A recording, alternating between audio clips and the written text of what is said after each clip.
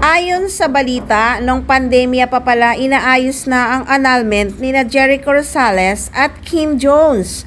So marami ang nagsasabi na hindi pa nga annulled si Echo kaya nagkakaroon ng issue ang pandiligaw kay Janine Gutierrez. So posible nga kayang annulled na ang kasal ni Echo kaya harap-harapan at bulgara niyang sinasabing desidido siyang makilala ng husto si Nini at bulgara naman ang mga date nila sa social media. Marami kasing sausarerang marites ang nagtatanong na annulled na ba si Echo, magiging kabit lang daw si Janine.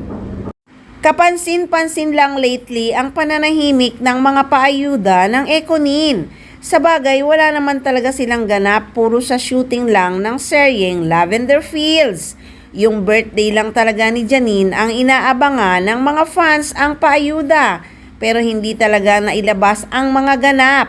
At siguro nga kagustuhan na rin nilang dalawa ang wag nang masyadong mag-post sa social media. Ang mga date nila tama nang malaman ng buong mundo na talagang desidido silang makilala ang isa't isa at masaya sila sa ganong setup. At isa pang ikinababahala ng mga fans kahit daw hiwalay na si Echo kay Kim Jones ay hanggang ngayon malapit sila sa isa't isa ni Kim. Baka yun ang dahilan ng magkalabuan ulit ang Econin kung may namumuo na ngang relasyon. Baka iwanan na lang daw ni Echo si Janine at promo lang ang lahat.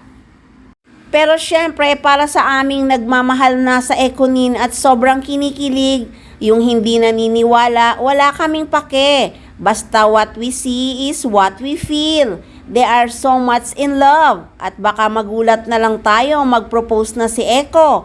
Pinatatapos lang ang Lavender Fields para wag lang masabing promo lang ang lahat.